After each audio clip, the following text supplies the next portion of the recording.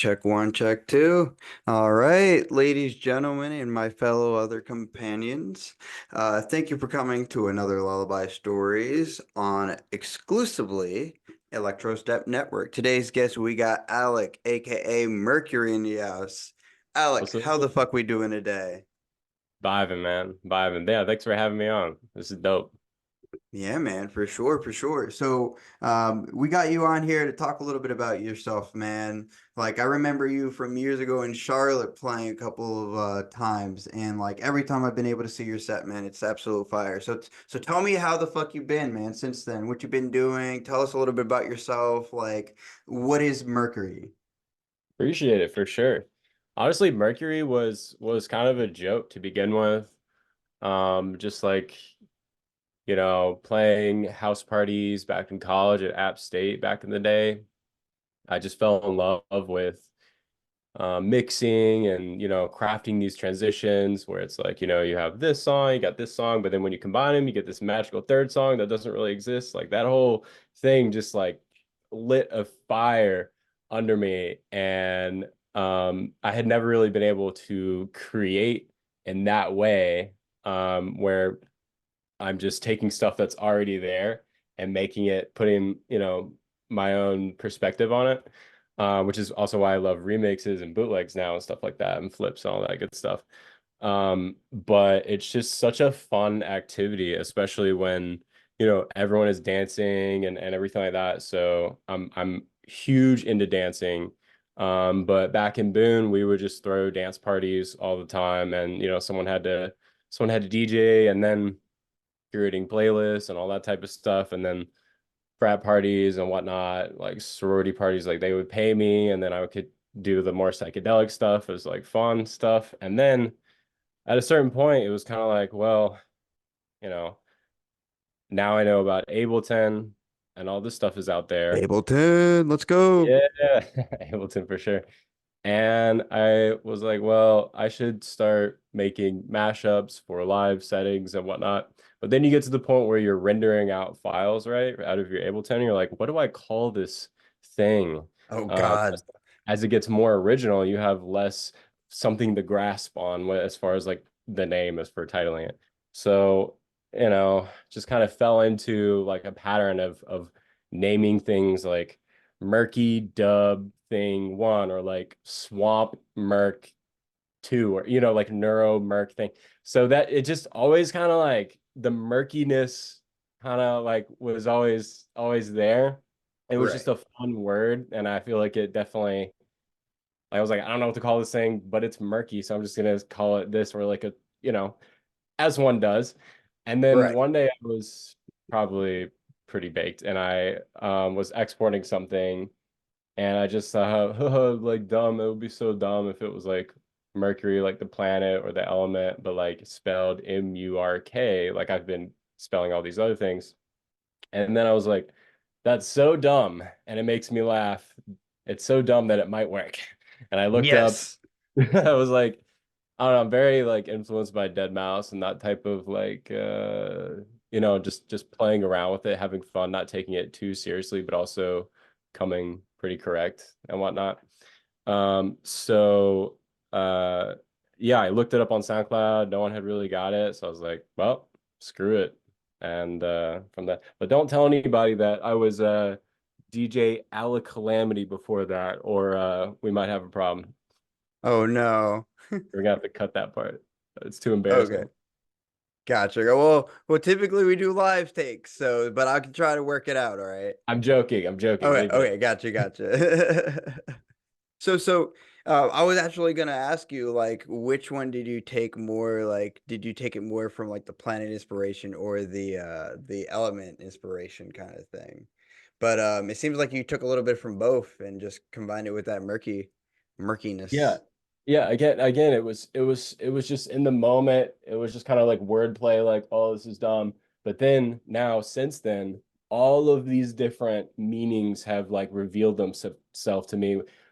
Okay, just a few of them here, real quick. Yeah. Um, I'm a Gemini, if anyone cares about that, which means that my planet is like Mercury, communication planet. No shit. I studied communication in college. That's what I have a degree in. I was really, as a kid, okay, going back before I knew about any of this stuff or could conceive of like a brand or what. I didn't know I was going to do that. When I was a kid, like I was fascinated with Greek mythology and Roman mythology and whatnot. And my favorite character in the cast of, the Olympiads and everything was Hermes. Hermes was my Is boy. Murkury. He Yep. was so, yeah, he was so dope because like he played like these fun tricks on everyone. He like kept everyone entertained a little bit and everyone was cool with him. He could go from like Mount Olympus to Earth to the underworld, and everyone's like, "Yo, what up?" And he would like Yeah. help. His whole thing was a god. He would take messages from Yep. Mount Olympus and give them to help people on their quests or whatever. He wasn't like I feel like some of the other gods and goddesses, had this like agenda, like Yep. where they were trying to, Zeus just like whatever, be promiscuous as a bull or whatever the hell he did. Or like, people, it was more of like Real Housewives of Greek mythology, right? Oh yeah, for sure, for sure. Right? Love me Which some is, Greek and Roman mythology. they, it went hard. But Hermes, giving people magical items to help them on their quest and would just do things because he like, yo, I like you. I'm gonna fuck with you. And I always like that. He guided souls to the underworld as well when you pass. So it's like it's just a very interesting character. And in fourth grade, I think we were studying Greek mythology like in class, but I was like already stoked about. And it culminated in like every student had to give like a presentation or whatever on a Greek god or goddess. But they pulled every kid that like lined us all up had like a bucket, and you pulled out of the bucket, and whoever you pulled, that's who you do your report on. Tons of like, like Dionysus, Pan, like all these motherfuckers. And guess who I pulled? You pulled the motherfucking Hermes. Hermes, dude, my favorite. And I was so stoked. So somewhere there's like a picture of me dressed as Hermes as a kid. And I don't know where that is, but You gotta that was, find that. You gotta yeah. find it. If you find that, we're gonna post it right here. We're gonna take Yeah. 5 seconds to just post it right there. But yeah, it all I kind of like over time been like, oh yeah, like that also connects to this and like all that type of It's stuff. just all So connections, man. And it's crazy because I realized that more than I thought with my brand. So like my life mm, path number is number 7. And if you read my name as Roman numerals, it's 7. And it gets even crazier because it's also 7 letters. yo, that's So wild. it's You right? got me at now. That's wild. It's Three crazy how sevens. the things that we're attracted to, if you can like recognize that, you might not know why. I mean, I might not ever discover, and we might not ever discover exactly why Absolutely. we were sort of stumbled on these things and like we're attracted to certain ideas or names or whatever. But it's super super interesting if you do look for that meaning of why you are attracted to it.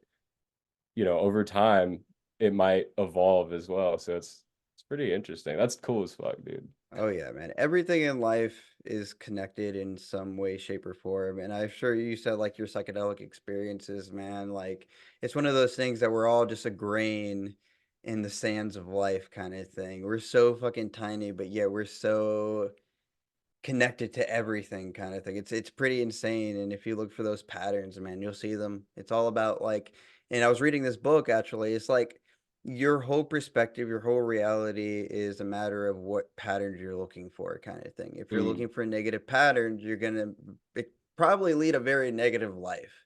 But if mm, you look for positive patterns, positive associations, like one of the things it tells you is like try and find a heart every day. mm, Like try to visualize a heart somewhere. What even if it doesn't really look like a heart, see if you could find a heart in whatever you're looking for. And the mm, more you do that, you can put that positive affirmation kind mm. of thing in your head. So it's That's very so interesting. that's even more interesting. I think that when we're here because of our love of sound, which is like when you repeat a sound, it becomes music, right? So this repetition, this like getting in a groove with like areas of your life as well as like, like on the dance floor or whatnot. There's like a lot of Absolutely. parallels there of what you're talking about and like sort of the universal sense, but also when it comes to music and even like sound design approach and techniques there. So Yeah. it's funny that you say that too, because there's actually been reports at the Monroe Institute of Technology of hemosyncing. Hemosyncing. I don't know if you've heard of that or not, but essentially it's whenever you use certain frequencies in one ear and the other and sync your southern or your left hemisphere with your right hemisphere. And I Whoa, feel that's like as crazy. producers, we have the ability to like create this dance floor where people are actively using their brain even more to create that deeper connection. People who are adamant about not using the sync button right now are furious. They're listening to this going, sync. I could turn in the it's He sync. said I sync. can't. Dude, so so that's super dope. so tell me a little bit about your sound design, your approach to like whenever you hop into Bableton. What are the first couple of things you do? Your like your methodical approach, because everybody has one. For sure. Um, so okay. Yeah. You say like everyone has one. And I guess my one approach would be that I don't have a particular approach. It just kind There of you go. starts with throwing something at the wall. Because again, like my I want my brain to pick up one of those patterns, but to do that, you have to splatter stuff on the wall in sort of like an abstract way, and then my mind will either fill in gaps or find maybe some interesting, oh, that little clip there, what if we repeat that, blah, blah, blah, that type of mentality. So a lot of time, most of the time, I won't go in with the direct plan. Occasionally, though, it does happen. So that's why I say, but the philosophy is no matter how it starts, it's guided by feeling more than like technical and sort of musicality and whatnot.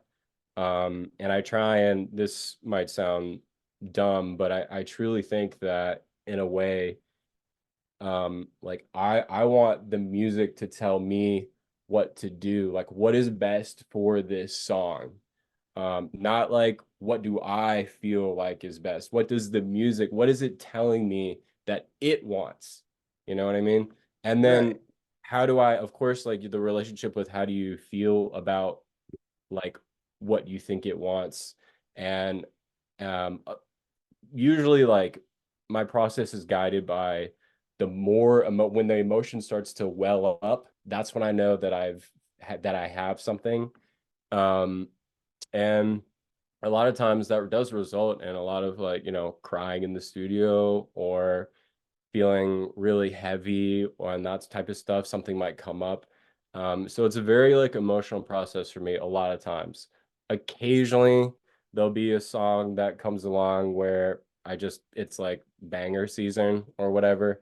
But even those kind of pull me towards a certain direction. And of course, that shows you more about like who you are in the process of like, why did I think that it was taking me here as opposed to over here? Why am I putting a breakdown in this section or whatever? But it's like, oh, well, that's what this track needs.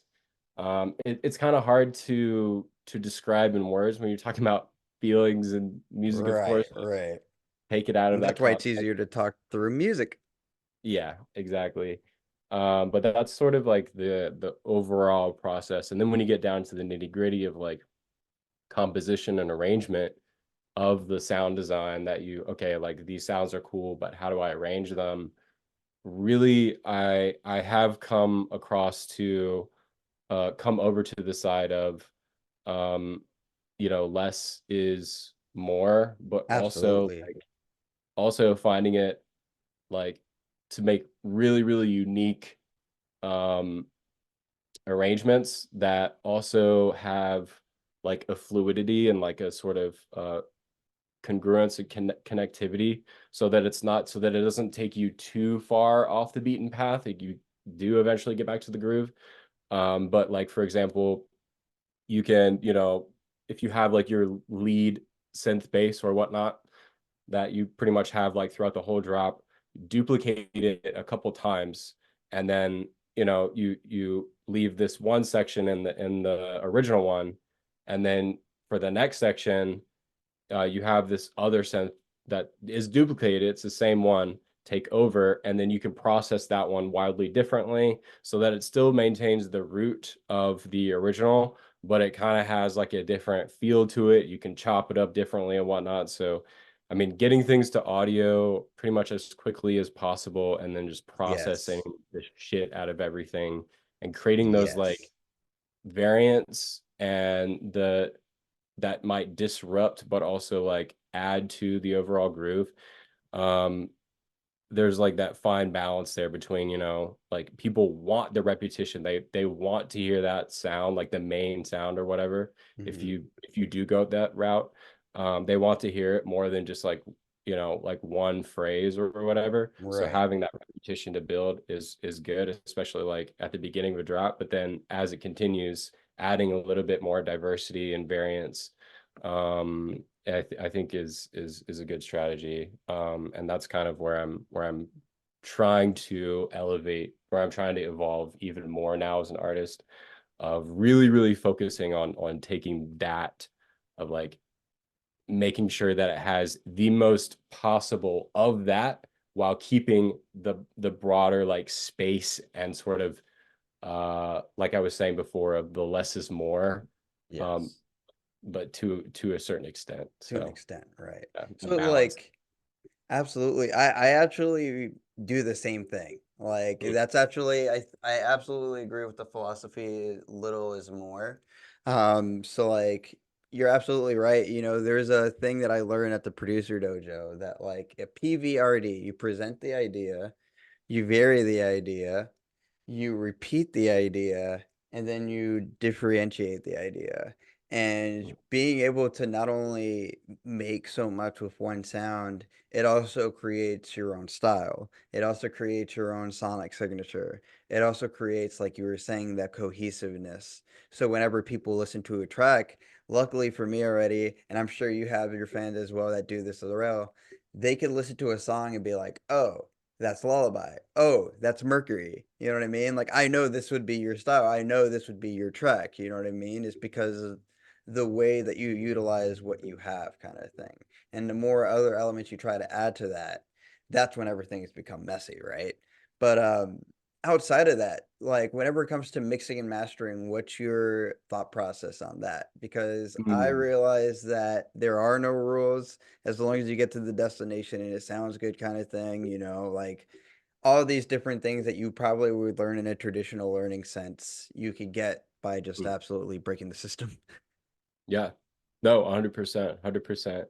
Like getting everything sort of walled up to where it's almost peaking, and then sort of you can see everything at that level, and then mixing has been sort of an interesting route that I've been going lately, of getting the maximum volume out of everything and then bringing everything down by like 7 dB or whatever, having the kick and the sub obviously be the forefront, and then putting everything slightly under it, but not. I used to have tons of dynamics, having a lot of quiet things and loud things, and it kind of got to the point where like I want to still do that, but in um you using like a lot of loudness as well, so there might not be like as much dynamics, but the dynamics hopefully will be like still incredibly present, but it's not as wide of a range. um yeah, so that's kind of where I'm trying to find that balance right now. My mastering engineer is constantly telling me to turn my sub down. That's like my thing. That's my Achilles heel, is that I just like an obscene amount of sub bass. Um, but yeah, we don't want to drown people out necessarily with sub. But yeah, I try and go super sub heavy, specific for like high fidelity, massive sound systems that I know can handle it and that I know will push those super low notes. I really don't care about mastering engineering stuff specifically for streaming sites. It'll sound okay regardless. It might not Right. hit on a car system, but like, on a that stereo high fidelity sound system or something of that kind. My engineer Matt Davis with Shout out Matt Hacienda, Davis. shout out Matt Davis, has really helped me dial in, um, find a balance between things that I want to do and things that will sound good on a system. So any growth that I've achieved recently in in that department has definitely been, stuff that he showed me, stuff that Pathway has showed me about mixing. But Matt continues to invest into his mastering studio with like more and more analog gear and more super dope plugins and all this stuff to take all of his clients' stuff to the next level. And I can see it in my recent releases, and he keeps the prices very, very, very Competitive for competitive. sure. Yeah, so I highly recommend always anyone who is, looking to either, compare like their masters or someone else's masters to what he's doing. It's the process itself. I feel like I've grown as a producer by working with him as an engineer. He's shown me, okay, you need to bring this up by 2 dB, or he could fix all these things himself, but he's Mm, showing me why and to do it in the pre-master stage, and also like, you know, how to lay him up to get the best possible master. right, right. Hell yeah. So speaking of growth, tell me about the undergrowth. Hell yeah. I'm always making undergrowth music. Everything I'll make for the rest of my life is undergrowth music.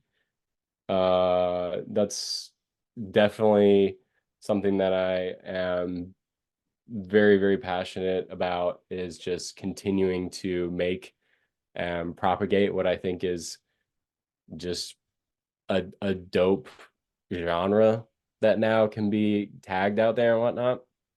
Um, the collective right now is not operating. I'm pretty much just preserving it. With all of our releases and everything like that. All the SoundCloud and Bandcamp, everything like that is still active. So people can check out the full catalog. But we're not actively taking submissions right now or doing like official takeovers at the, like we used to everywhere at a very high rate. It was an amazing, amazing ride.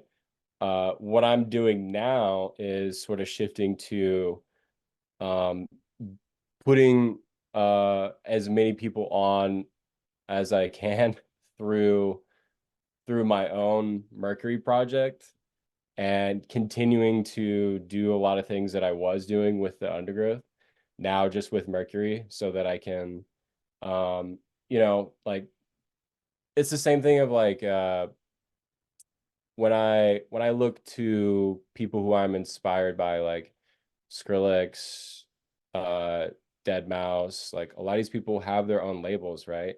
But they're Right. they're able to put people on by like, having people come or recognize their name or whatever, and then suddenly they are within the label. Or like has done it really well. Like a lot of these people, Closey, for example. So it got to be a lot for me to throw all the events, handle a lot of the label. Bobby McCack was helping with the label for a while. Shout out to him. And so many people have been involved, closely involved, to help produce a lot of the stuff, a lot of the material that we had and the shows that we put on, everything like that. The weekly shows, all the stuff that we did with Flow and everything like that. But at a certain point, it got to be too much for me to continue to operate as Murkury continued at the stage that it was in. as Mercury sort of started to get busier. So I just couldn't do everything all at once. And there's a couple other reasons as well, but for the most part, it became something that I had to sort of put on pause for my own mental, stability. Your And mental health is your mental wealth, fam. 100%, you can't pour from an empty cup, so I had to sort of refocus a little bit and get my footing again. Um, but the mission is still the same. Like any, people that come to me and say, "Hey, we want to, book you for a thing." I'm always trying to like see if we can put some homies on there, or especially like if they want me to headline or whatever, that we can see like who do you want Right. to support, stuff like that. I'm seeing that that is a really really efficient and effective way to put the homies on, as opposed to like, hey, like this collective, which may or may not be able to sell tickets based on the name of the collective. If a couple people can really, really, find an audience, then they can also support other people. So, like for example, when the Black Box hits me up in Denver to headline, occasionally I've been able to put on certain people with that. Like I did a 3 hour set, and I was able to get McWavy booked for her first Denver show, and now she's playing there all the time. That was super, super cool. Shout out McWavy. Shout out And McWavy. yeah, and when we did the first undergrowth takeover there, back when we were still operating heavily, the Black Box essentially was like, hey, here's they came to me and they were like, hey, we want you to play the Black Box, but we want you to curate the night. So here's four Hell yeah. grand. Go put together a show. And I Hell was yeah. like, yo, like this is, and nothing quite like that had ever happened before. We had some festivals, be like, okay, like how much you want each? Let's do a package, yada yada yada. But the Black Box just being like, yo, here's Go the ham. here's the night. We trust you. Go for it. Hell So I was yeah. able to bring out Audio Goblin for his first time there in Denver. Nice. Shout out Audio Goblin. He's got an amazing new album, The Hell Molting yeah. EP. Definitely everyone go check that shit out. It's like he's definitely gonna be like, I don't know, on Tipper and Friends and stuff, or Detox Unit and Friends, or whatever Hell yeah. is gonna happen. So Um, so real quick, I yeah, yeah. just noticed something on your screen. You have a picture of Dr. Evil and Mini-Me over there? Yeah? That's I think I found that at a thrift store back like in college or something like that. Dude, I love Austin Powers. Yes. Which was your Yeah. favorite? Which Austin Powers is my favorite? Yes. The gold member one, I think. Yeah, yeah. So I'd have to funny. say that too. Yeah, proper. Yes, Totally remember absolutely. those. But Yeah. like tell me more about these artists that you've been putting on lately. Yeah. I mean, so it's also like through who I'm collaborating with as well. Okay. And trying to still like I have a long list of people who I've been playing with forever, who now I want to sort of collaborate with and use whatever network I have now to boost them up as well through the collaboration.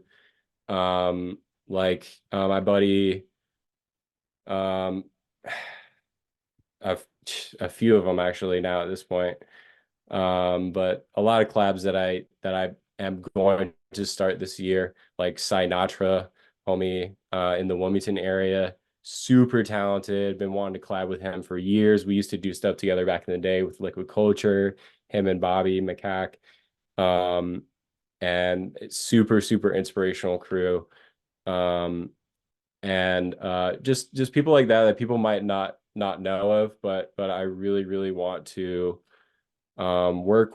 continue to work with, even if they're not super, like out there these days. And I mean, always Pathway. I've got a got a collab EP with him that's going to be coming up. We have a remix by Mystic State on there.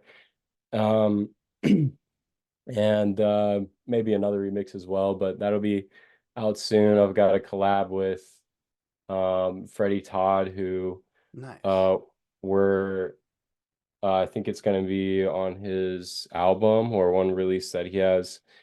Um, super super dope. Being able to see his process and everything. Man is a madman in the studio. It's Oh, amazing I to see him believe work. it. I believe Yeah. it.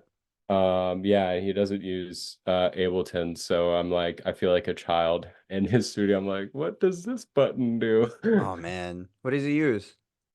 I think he uses either Logic or FL. I can't really remember. Gotcha, gotcha. Um, Also, we got less than 10 minutes remaining.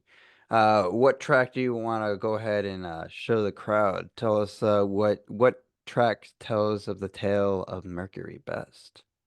oh my goodness. Um, I know I put Reese, you on the spot, huh? yeah.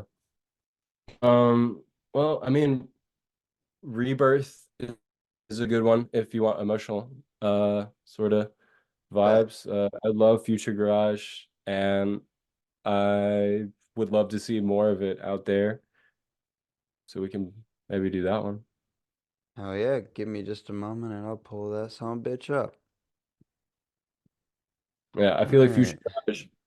Future Garage does so well in uh like on in the online universe, but I don't see many Future Garage artists playing um live sets. Hmm. Um, I think that's a shame because it works so well to set a really, really full and deep and emotional vibe in a show. I can People imagine. people like Bucky, Aether, Ecepta, Phalia, like all these guys, Sorrow, they're so good and they have really deep bass. Um, but I mean, I would love to see more of that on lineups. For sure, man. For sure. I definitely understand. Let's check it out, man. All right, so I'm gonna play 30 seconds. Anywhere in particular I should start? Just a little bit before the first drop, you could. Like right here? Yeah, perfect. Oh.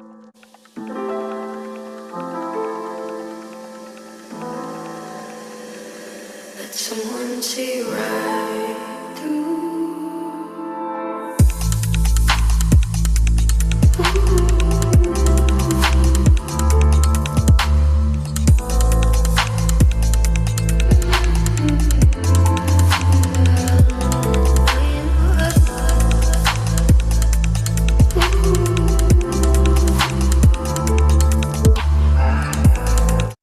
Dude, I can honestly see that being played. I actually feel like I do see that being played out sometimes, or I have like at least seen like, you know what I mean, something of this nature be played out in shows before.